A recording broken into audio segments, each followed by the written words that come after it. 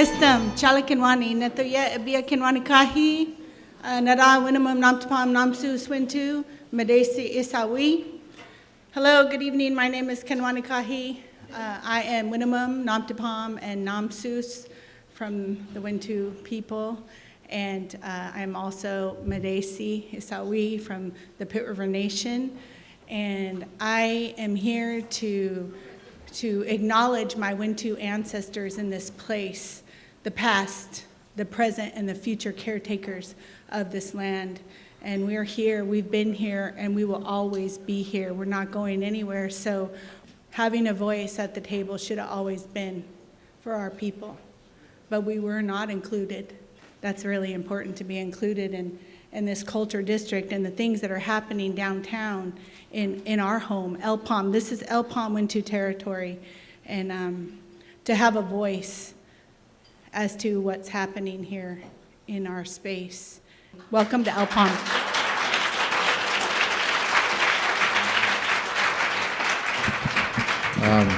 Netoye Pom Tahato, Ni Winnaman Boss.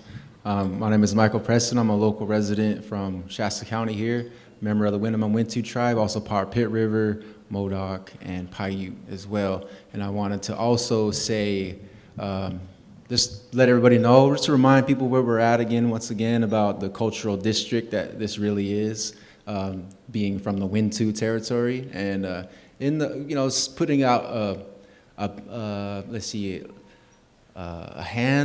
putting out a ploy, putting out like a energy out there for us to be included in whatever art projects that y'all have. Please don't forget about the Native people, the Wintu people, of course. Don't forget about the Latino community, the African American community, the Muslim community, all communities that are part of this district that I don't see very well represented sometimes out here. And also, I wanted to just say one thing about just like some of the murals that might be coming up there.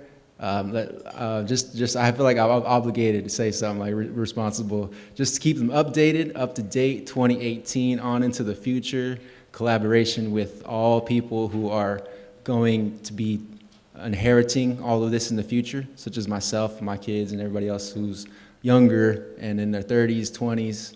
I'm here to represent for that too. So thank you all for being here tonight, and we hope to have a good event. So welcome everybody here to Wintu Land.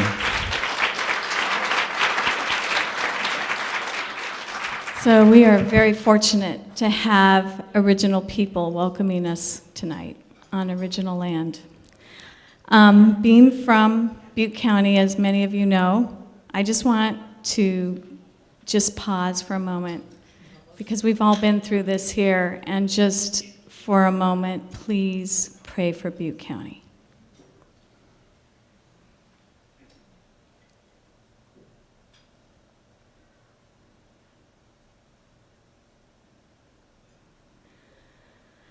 Thank you. We have brought people from afar just tonight to speak into Reading, to tell us about what they've done in their communities. And one of those people is Karen Hayley. Karen is the founding executive director of the Indianapolis Central Trail Incorporated, the nonprofit responsible behind the Indianapolis Cultural Trail, a legacy of Jean and Marilyn Glick, a world-renowned 8-mile bike and pedestrian path and linear park in downtown Indianapolis that boasts an initial economic impact, wait for this, of $1 billion. Under her leadership, the organization launched the Pacers Bike Share program along the Cultural Trail in 2014. She is on the board of directors of the North American Bike Share Association and was named by the Indianapolis Business Journal in the 2015 40 Under 40 list. Prior to leading the Cultural Trail, Ms. Hayley was the City of Indianapolis' first director of the Office of Sustainability. Please welcome Karen Hayley.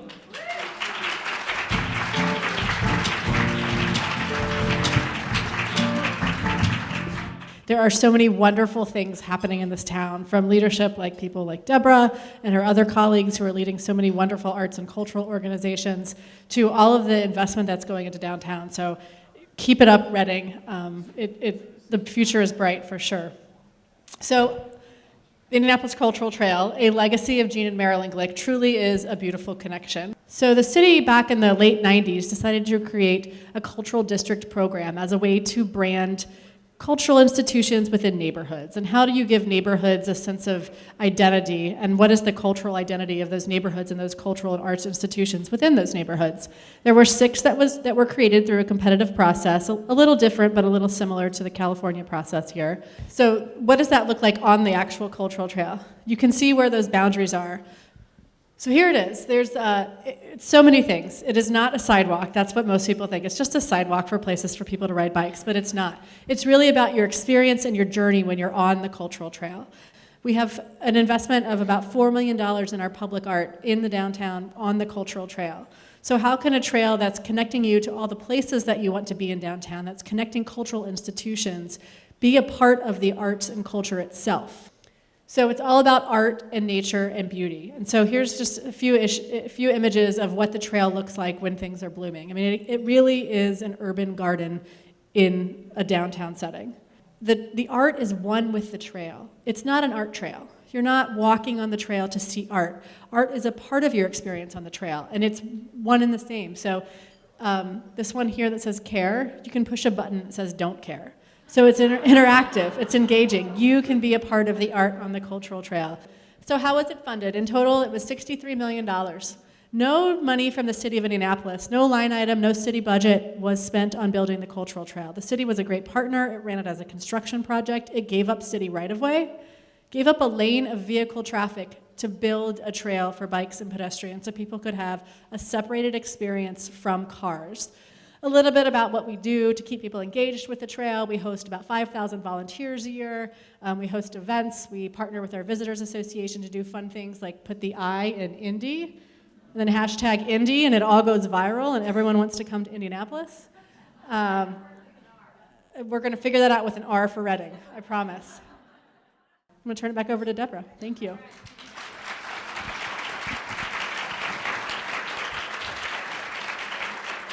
Okay, so you see the amazing people that we have here tonight. The next person is equally amazing. Rana Nesbitt is the Executive Vice President of the Pittsburgh Cultural Trust. Without further ado, Ms. Nesbitt, please welcome her. So the Pittsburgh Cultural Trust, pretty lofty name. Deborah mentioned that perhaps Reading has more steel than Pittsburgh does. Interestingly enough, the Pittsburgh Cultural Trust was founded at what many would say was the bottom of Pittsburgh. We were at the bottom. 1984, we had lost about 250,000 jobs from the steel industry. We had been the 4th largest Fortune 500 headquarters. We had lost all of that.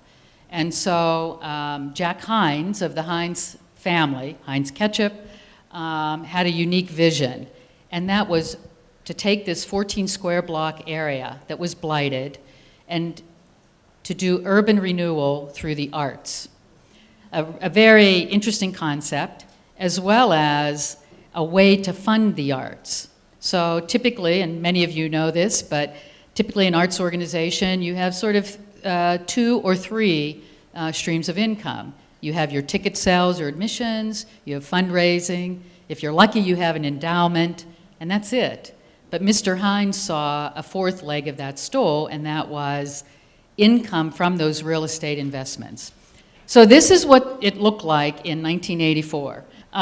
It was a different type of cultural district. So Mr. Heinz, who's closest to us, and his merry band of dreamers came up with this concept of a cultural district. So the first project was the Benedum Center for the Performing Arts. It was originally built in 1925, beautiful movie palace that over the years had kind of fallen into disrepair. It was being used, it was a rock palace, but what Mr. Heinz thought is you need a real anchor, and the trust was first formed to do a 3-year restoration of this to its historic grandeur.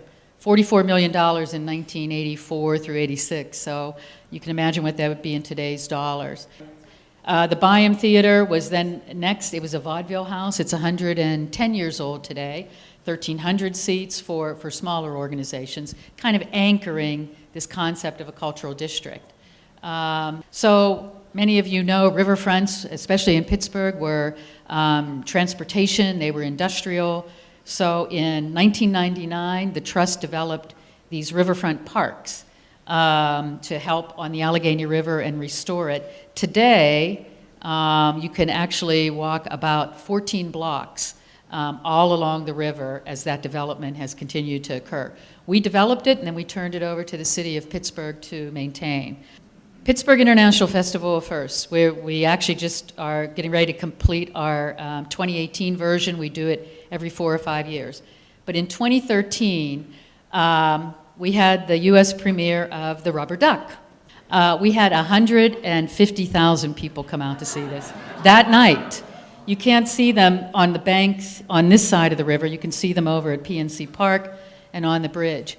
But then we moored him for 3 weeks off the point, and 2 million people came to see The Rubber Duck from all over the country and internationally. We do a lot of public art as well.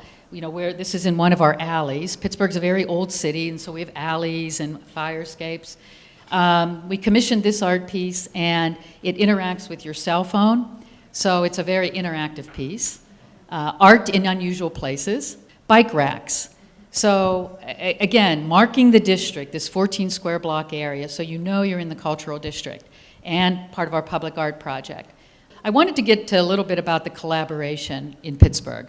I think that's how I would sum up the city of Pittsburgh. So over the years, in the last 15 years, we've had 5 mergers into the trust. Basically, by them merging into the trust, not only have we maintained their brand, we've grown their brand. Our modern dance series has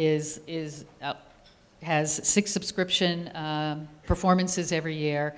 Gateway to the Arts, that's a very important educational program to us. But by merging and eliminating duplicate back office functions and improving the top line, but just the savings to the community every year is about $2 to $3 million. And as I said, it's most important to keep their brands. Their brands are better known than the Pittsburgh Cultural Trust. So to get people to come downtown who haven't been downtown for a long time, they're real and perceived barriers, and one of the biggest barriers we kept hearing was parking. So we developed an app, a real-time dynamic app, primarily to educate people on how much parking there really is in the cultural district and downtown. And you can see on the left, the red, yellow, green is availability, and we even get to how many spaces are available. And this has been a tremendous educational tool, and to the point where it's not on here, but the Steelers and the Pirates, who their stadiums are on the North Shore across the river, they've asked to have their garages on our app. So that's really important. And you know, speaking of sports, because I think people think of Pittsburgh as a sports town, one of our favorite sound bites, which is true, more people come to the cultural district every year than the Steelers, Pirates, and Penguins combined. Go Arts! Thank you.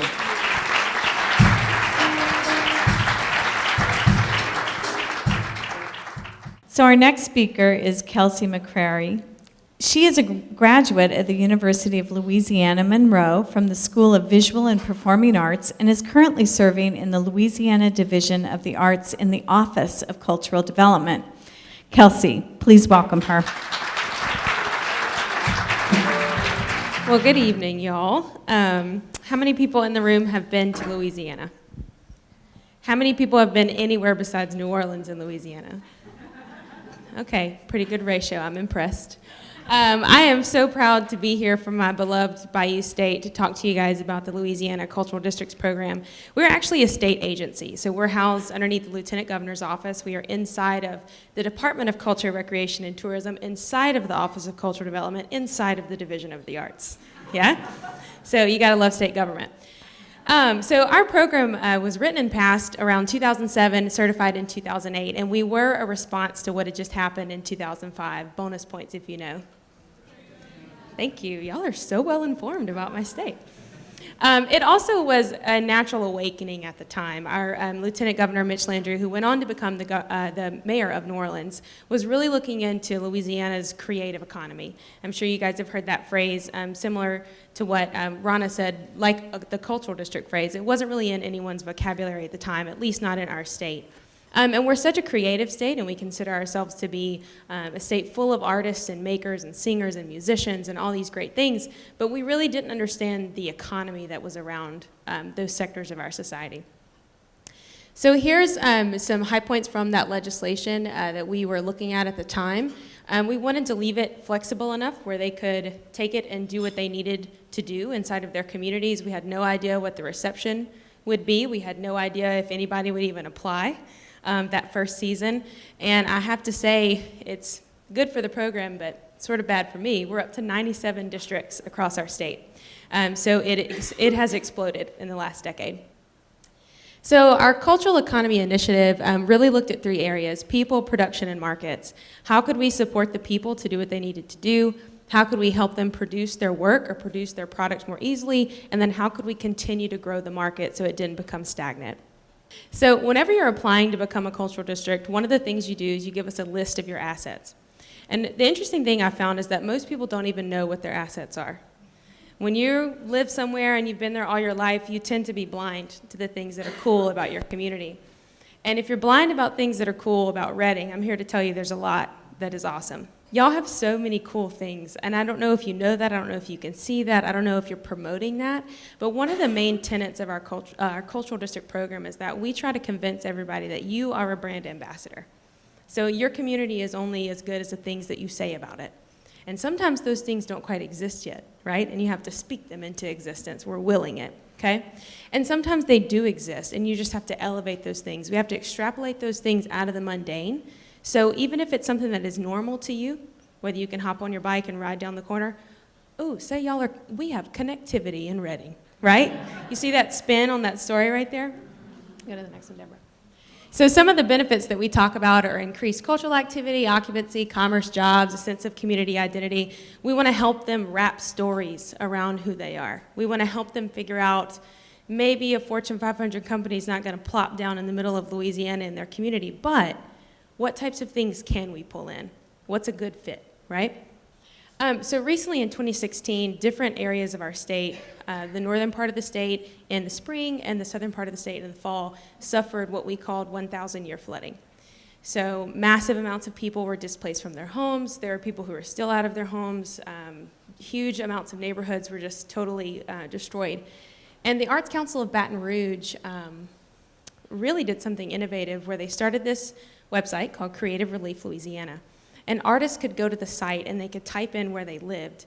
And they could either be plugged into a community to go help. They were some of the first people on the ground inside of the relief shelters with art supplies. We also managed to create a network where we could replace what the artist had lost.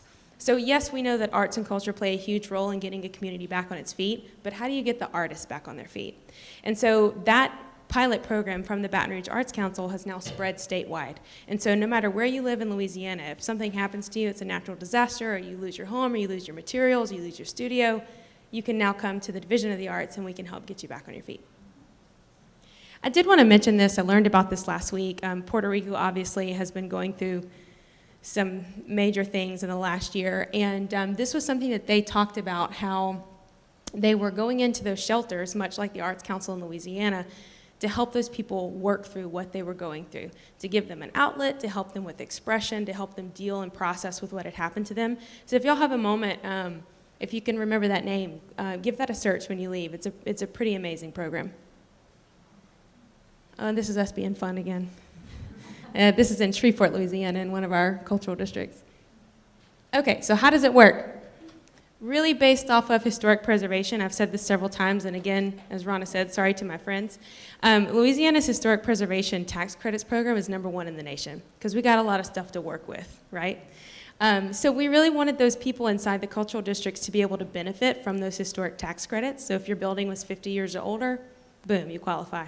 Again, don't quote me on that. There's some minutia, but for the sake of it, we're going to keep going. Also on visual arts. So if you're selling original art that qualifies for my program off of your walls, you're exempt from local sales tax. So yes, I know. It's pretty cool. It's also a broad way to include more artists in the conversation.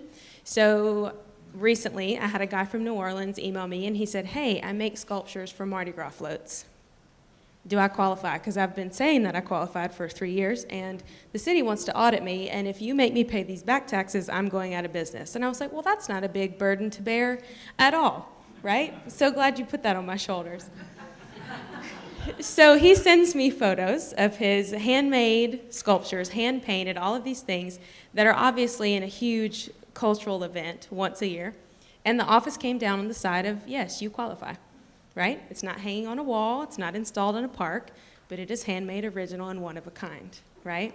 So it's a very inclusive program when it comes to what type of art and what type of artist. So last year we had $8.3 million in original art sales.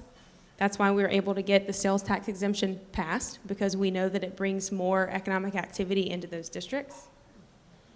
And here's a couple of our other numbers that we like to tout. One of the big things that we talk about to our legislative bodies are the empty buildings.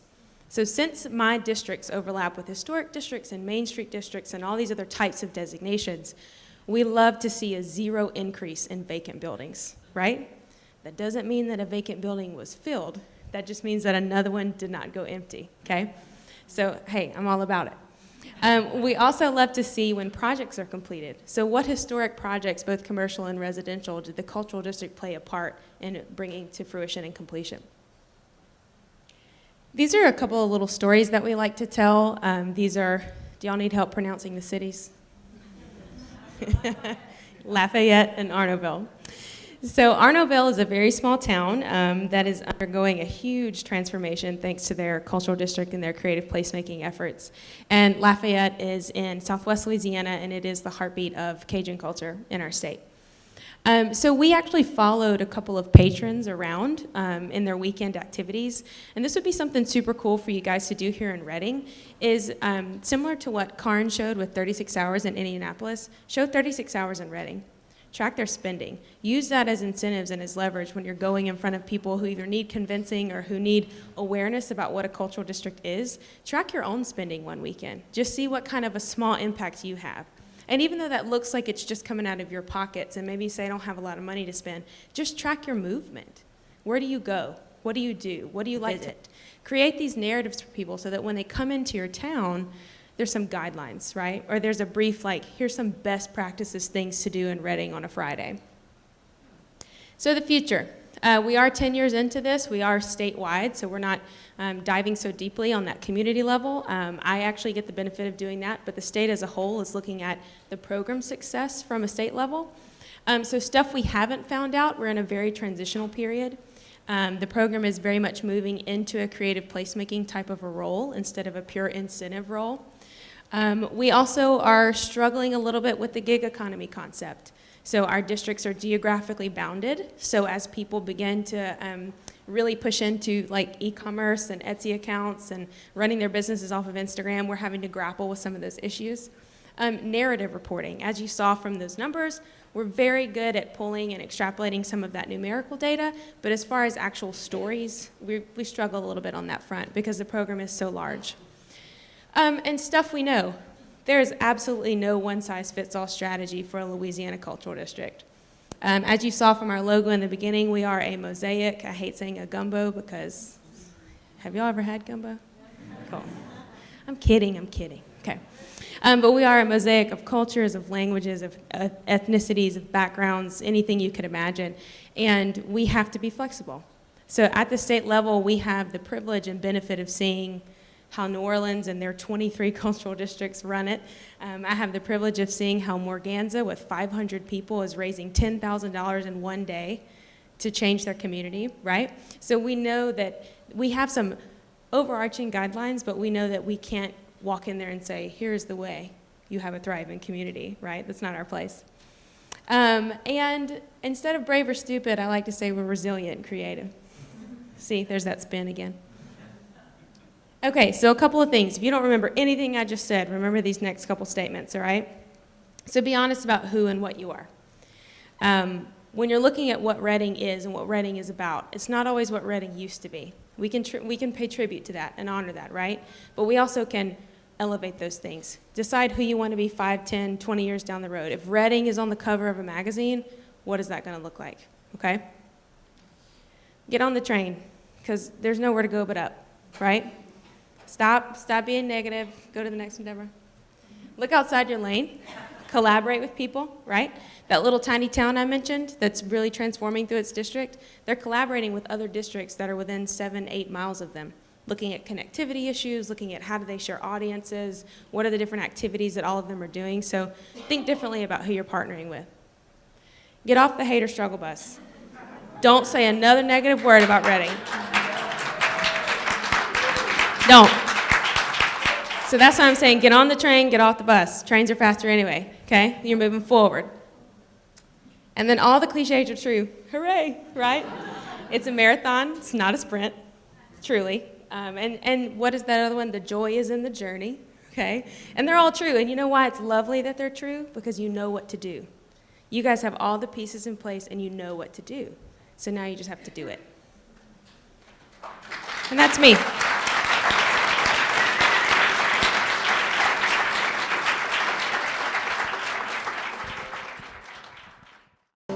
All right, so please welcome Peter Komisky.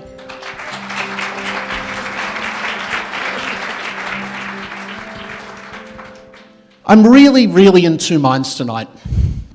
I'm trying to work out exactly where I want to move. I've got 3 really amazing places that I want to move. I don't want to move for any other reason than it seems like, at times, being very careful for those elected people in the room, their governments seem just a teensy-weensy bit more supportive, maybe, than what we're seeing locally. Now, I'm not going to talk about Reading. I'm not even going to talk, I will talk about California just a teeny bit, but I'm going to mostly talk about San Diego because that's where I've been at the Cultural Partnership for about the last 5 years. Thanks, Deborah.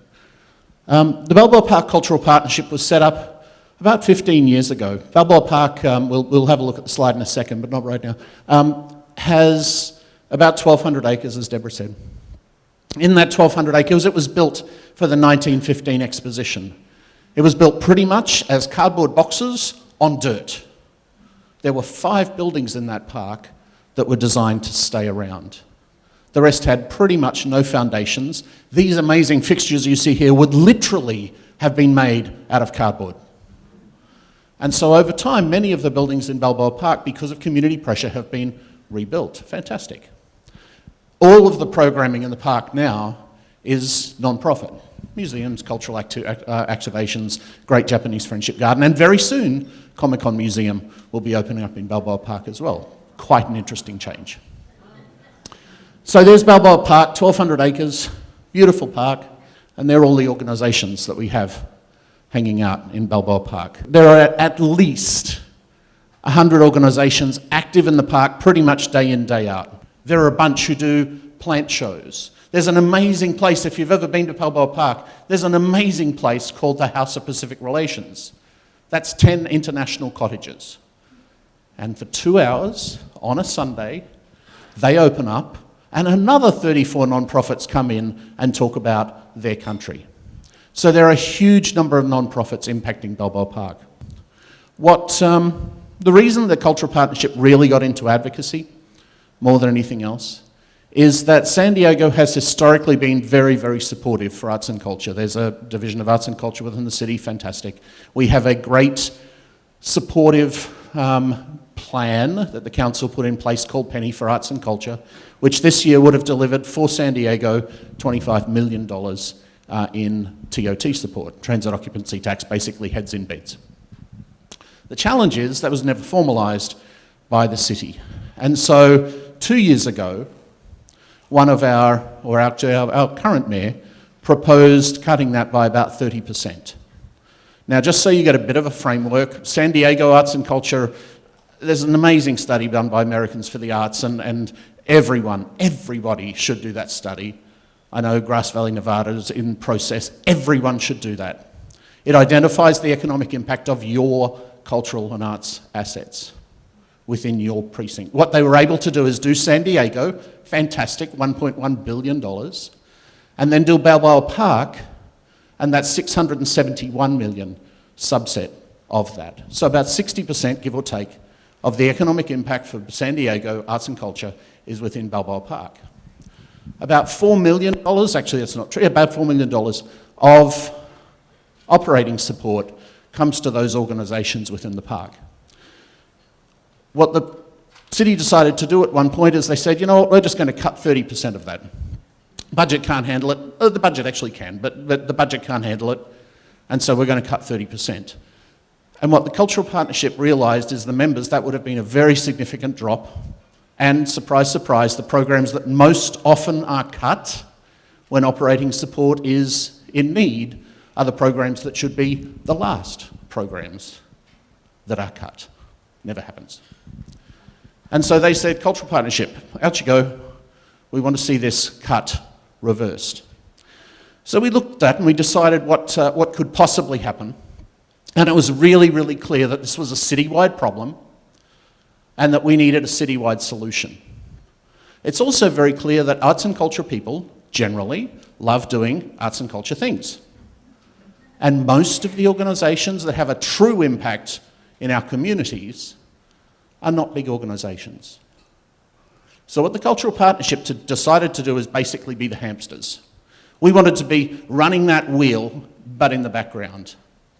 Yes, extremely important for us to reverse this for Balboa Park's sake, but also important from the whole city's sake as well. So we went out, we had a couple of programs. One was called Rise Up for Arts and Culture, and that was a true citywide program. We brought together all of the arts and culture organisations. Some 170 are funded through arts and culture funding programs, either for events or for programs and operating support. And then we wanted to look at what that looked like. If we had done this by ourselves, Balboa Park, exactly one of our 9 council members would have cared. The other 8, it's outside their district. The reality is Balboa Park's a regional cultural asset, but still, local city politics can be quite tricky. So what we decided to do is Balboa Park Cultural Partnership's name wasn't on this at all. We simply facilitated. We made it happen. We planned all sorts of things. We needed to make a presence. We needed to give a reason for the people sitting in that council chamber to decide that either A, it was just too hard to cut arts and culture, or B, holy heck, they're actually doing things we really, truly, truly value. We prefer the second.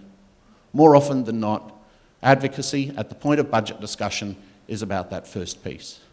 We were filling council chambers. We did a demo. We did everything you could think of. We had postcards going around about this is how I arts and culture.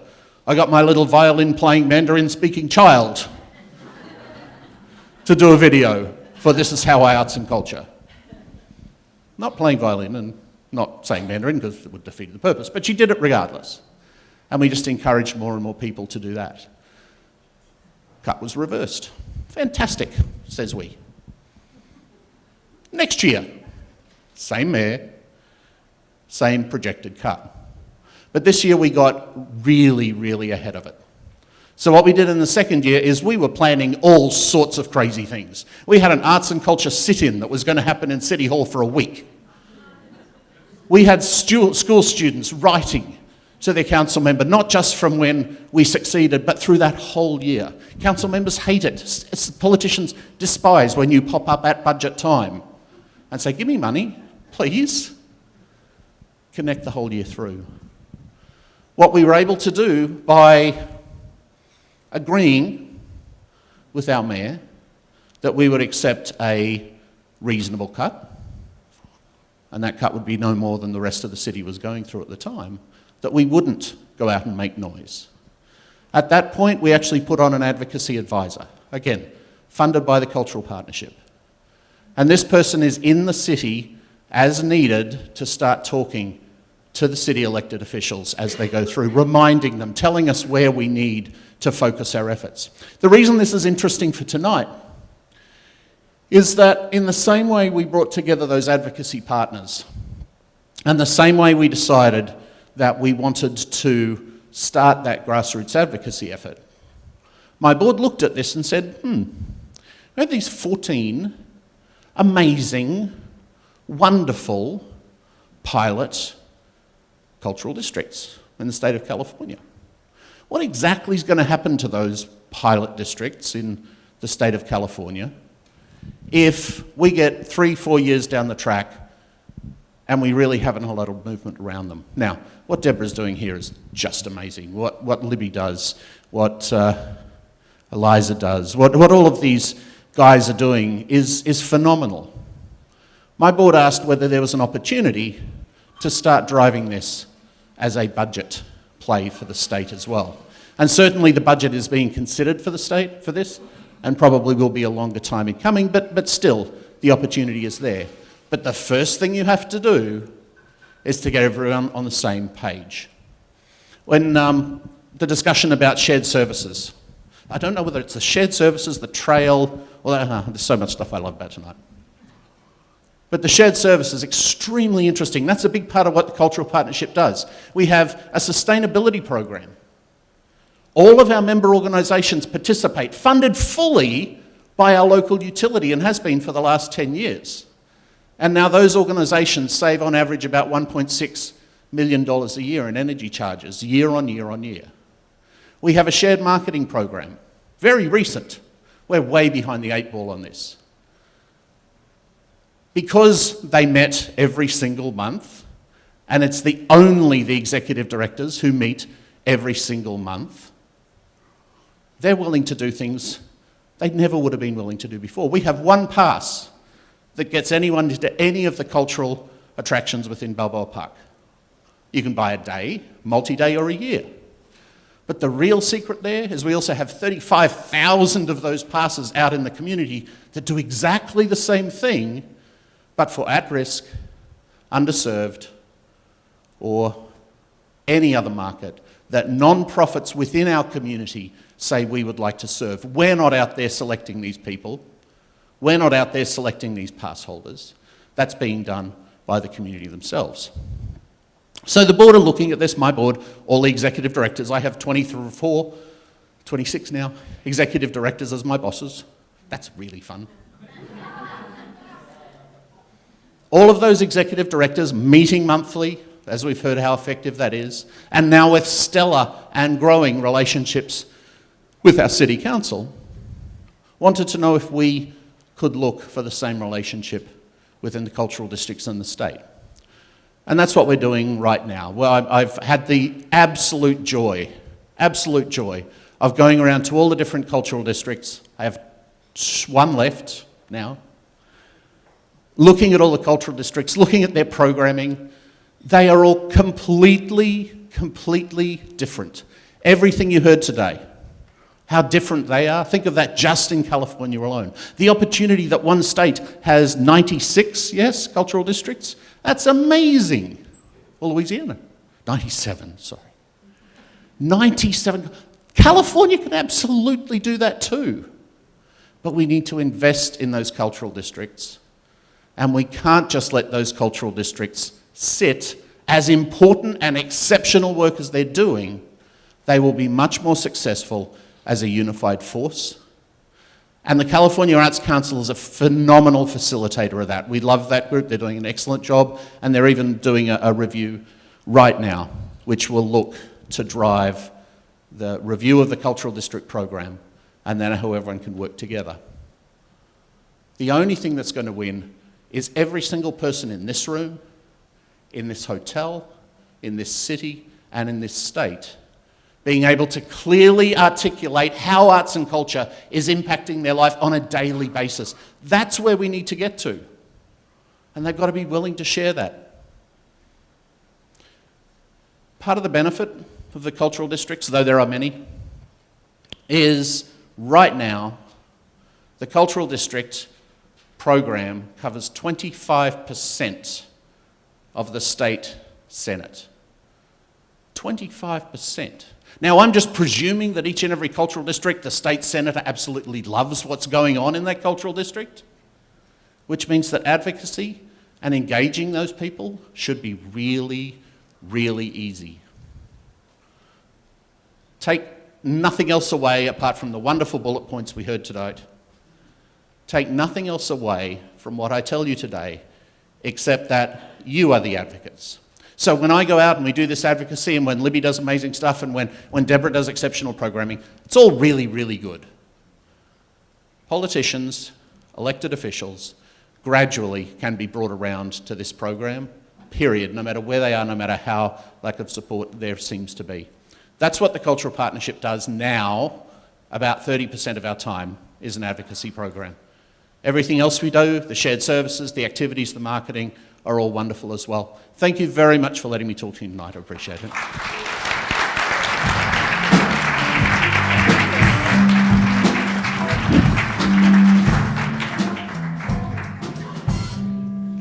All right, folks, so because we're running late, we are going to go right into questions. So if our panel wouldn't mind coming up and taking a seat, instead of our small group programming, we're just going to go right into questions. Who's going to be brave and go first? Oh, I knew it would be Sue Lang. Sue Lang, you ready? All right, here it goes.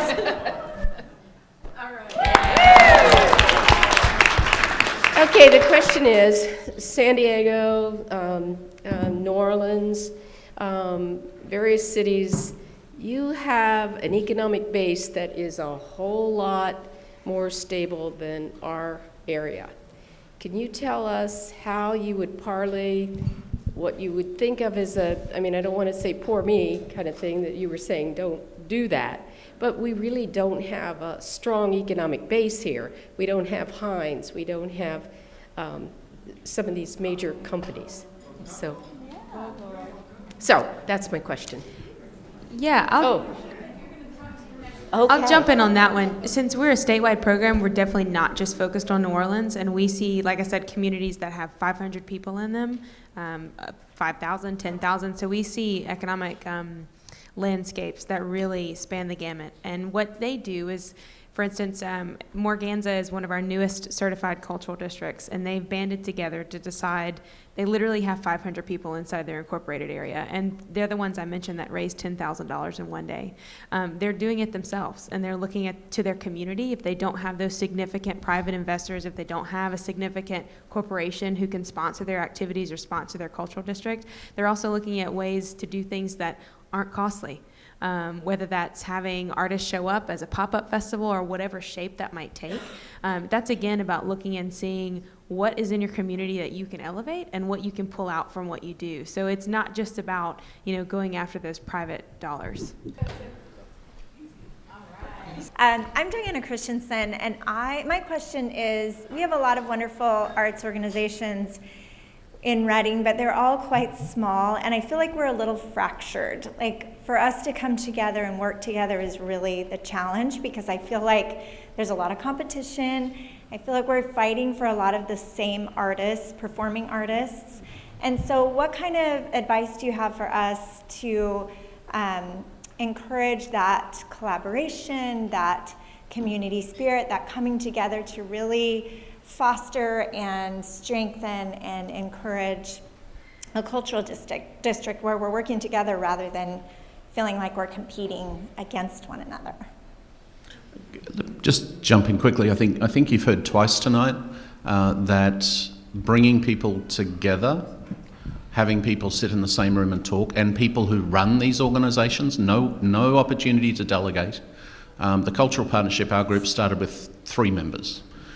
Went to 13 before it launched, but it always has to be the executive director sitting in a room every month, every single month. Now, half the time they'll talk about nothing, they'll just give updates, but that's becoming less and less of the meeting. As time goes on, these guys are really, really playing together to the point where they put on a staff. We now have 17 people who are doing different programs that are collaborative. And I think what you can find is that as long as you commit that time early on, then those areas of collaboration will open up, but definitely collaboration. The other thing is keep it one vote, one person. The big San Diego Zoo gets exactly the same vote as the World Beat Centre in cultural partnership terms. So one vote, one value, they will attend and they'll get engaged. So how are you engaging with the Native communities in your areas? And if so, what input have they had? You know, and what are what's being done to correct the narrative? I recently heard a story because it was just before my time, and it really hit me pretty hard. And it was Festival Acadian is a big music festival that celebrates Cajun culture. And in the last couple of years, it's changed to Festival Acadian et Creole because the Creole people were excluded from that festival, looked down upon for many decades, and that's historical sort of exclusion from recognition in that part of the state. And really were the originators of that style of music and of much of the culture from that part of the state. And so that was a huge thing for me, that the creators of that festival, that it draws thousands and thousands of people to Lafayette every year, and is a huge music and art event just for the entire state, for the economy. And they made the decision to, because it was hilarious to me that the Creole people would play every year at that festival, but they weren't included in the title, they weren't included in any of the mentions of the culture and its origination and how it came to be. And our office actually got the benefit of traveling to Lafayette for something called the Music Cities Conference. And we were able to hear from the people at the festival about why they did that, how they started including them in the programming, how they became planners of the festival, on the boards, on all of these things. And it was a really proud moment for me that they stepped back and they said, you know, what we've done is wrong, and we have to fix this. And there's this entire generation of Creoles now that are able to celebrate their culture and teach other people in the state about that. And so that's just a small example in Louisiana, because our hodgepodge of cultures is so evident there. But it was a really cool way to sort of elevate that and to pull that out and to make something right that had been wrong. I'm really curious about, you know, as we talk about development, what your strategies are for that other sometimes shadow side of development, you know, gentrification and displacement of the people who were living there before. How are you guys managing that so that this is a net win for all? I'm not sure Pittsburgh, the downtown area, is at gentrification. Like in many cities, you know, the artists went into the areas that nobody wanted to go into, and then they became coal, and now they're unaffordable for artists. So it's ironic that we're trying to support them with, you know, work-live spaces in downtown. As great as the residential, 15,000 people living downtown, it's not really a neighborhood. You know, you need all types of individuals, and that is a struggle. And I think that is something probably the trust, our nonprofit, will need to become more involved with, because they don't commercially pencil out. But we are struggling with that. One of the things that I was telling some folks earlier, you know, we acquired so much property because we had to buy out the business, if it was the X-rated movie theater or the massage parlor. We had to buy their license and retire it, because under zoning you can no longer have those kind of businesses. But so we've inherited a lot of property, and now, as hot as the market is, we're getting a lot of inquiries from developers who want to develop those spaces. But we want to be careful. It goes back to sort of one of the earlier questions. We want to be careful not to disturb the fabric of the cultural district, the historic buildings, and what is there. What happens if you have an organization that's an integral part of a cultural district that has experienced a time of dysfunction? What is the best way to address that? I'm looking at you too. Because we're dysfunctional. Exactly. No, have lots of organizations. Oh, I'm happy. I mean, we go through that every couple of years. I mean, seriously, we'll have an executive director who leaves overnight, as the board decides they want to replace them. And you may or may not have seen that, and then there's this weird juxtaposition, this weird issue of do you talk to, do you fight for the other person, or is it the new, and clearly, from our perspective, the organisation is the organisation. We want, once that person comes on board, we want them to play, we want them to use their skill set, but that doesn't mean that we decide how that organisation operates. We don't touch their organisation, we don't program their organisation, we simply help them facilitate and advocate. So collaboration and advocacy, that's it. So that happens all the time. I think there are two successes from that. One, that person either maybe doesn't have a strong enough voice, and maybe they should have a stronger voice, or if their voice is too strong, then you need your group, once they've met enough, their group will temper that. The other directors will temper that. Thank you. All right, folks. So we are coming to the end of the evening. First of all, a big thank you to the major sponsor who made this event tonight possible, and that was the McConnell Foundation. Thank you. I also really want to thank the Sheraton staff who have been fabulous. How many have been in this room for the first time tonight? So take a look at that Sheraton staff. You just brought in a whole lot of people who never expects the beauty of this night. So thank you. Thank you.